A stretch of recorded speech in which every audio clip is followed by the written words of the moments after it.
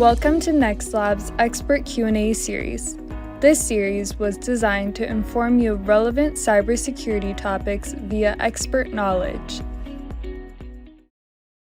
Welcome back to the NextLabs Cybersecurity Expert Series. In today's episode, we have Michal Davidson covering challenges in implementing a zero-trust architecture. Michal is a principal architect for Dell Technologies. Now she will introduce herself before we jump into the questions. Hi, I'm Michal Davidson, and I'm a software architect at Dell Technologies. I lead the security and the public cloud deployment of PowerFlex, which is our software-defined storage product. I've been in the security industry for over 16 years, where I've had the opportunity to work in a wide variety of domains, including mobile security, system-on-chip security, and my favorite, which is end-to-end system security and designing secure protocols. I've also been a guest lecturer in cybersecurity and in system design and development in both the Azrieli College of Engineering and the Jerusalem College of Technology. Thank you for your introduction, Michal. Let's move to question 1. What are the challenges you see with implementing a zero-trust architecture? One major challenge that I'm seeing in implementing a zero-trust architecture is a tendency to focus on individual zero-trust requirements. For instance, to say, we have SSO, we have MFA, so we're zero-trust.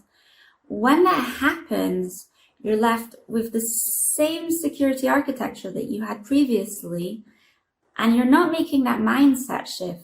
You're still focused on protecting access at the perimeter. And even if you can tick off many of the checkboxes for zero trust, that's still not zero trust. Great insights, Michal. Question 2. What is the challenge of implementing zero trust in a multi-cloud environment? First of all, the same challenges that exist with implementing a zero trust architecture on-prem do exist in the multi-cloud as well. And often when you dig into a multi-cloud architecture, even though the terms for network security in the cloud may have changed, what you're actually seeing is the same reliance on protecting access at the perimeter as we see on-prem. What makes the multi-cloud environment even more challenging is that each public cloud provider, each CSP, does provide native services for protecting its own cloud and for protecting access into its cloud. But when you look at the multi-cloud, and the majority of enterprises today are using the multi-cloud, are using more than one public cloud provider. So there, we're not seeing good out-of-the-box solutions offered by these cloud providers.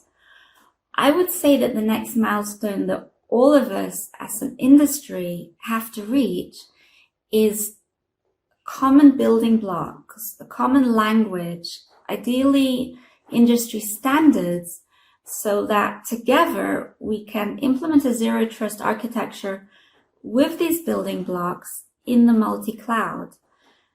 A common multi-cloud zero trust architecture, let's say, and we're not there yet. We have a way to go, but it is exciting also. Great. Now let's move into question 3.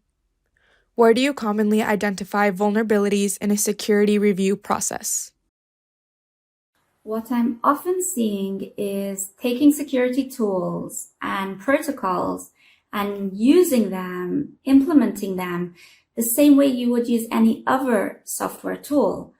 But when that happens, you could have a security feature that's working 100% smoothly, but it's not secure. For instance, let's say you implement TLS, but how are you protecting the keys used by TLS in the client devices? And how are you protecting those keys in the cloud? Something I try to remind everyone involved with zero trust is that the NIST reference architecture assumes a TPM, a trusted platform module, is used for the policy enforcement point, because those keys need to be protected and the code that's using those keys needs to be protected. So you do need client security and you do need client hardening. And otherwise, if you implement a policy enforcement point for zero trust, but you forget about that assumption, you're actually breaking the security of that architecture. Thank you, Michal. Now for our final question. Do you have any advice on how to overcome the challenges in implementing a zero trust architecture securely? My advice for implementing a zero trust architecture is, first of all, spend that time understanding what zero trust really is and what it means, and make that mindset shift, because you shouldn't be reading out the zero trust principles like there's some kind of checklist, and you definitely shouldn't be focusing on compliance alone. Compliance is important, but it's not going to be enough by itself to secure your system, just because no cookie cutter template is going to be able to fully secure a bespoke system. And once you internalize the mindset of zero trust and you understand that network security by itself is not enough, it's just one more building block. And most importantly, once you start questioning, always questioning, what happens if this is attacked? What happens if this fails? What additional security layers can we build in?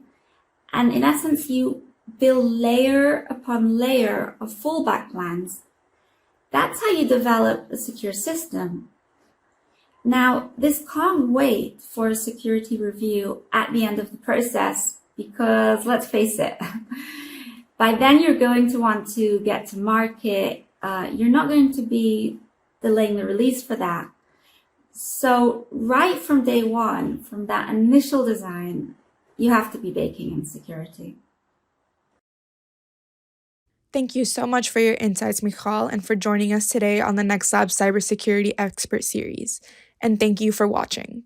Stay tuned for episode 10, where we will cover securing microservices to prevent cybersecurity attacks.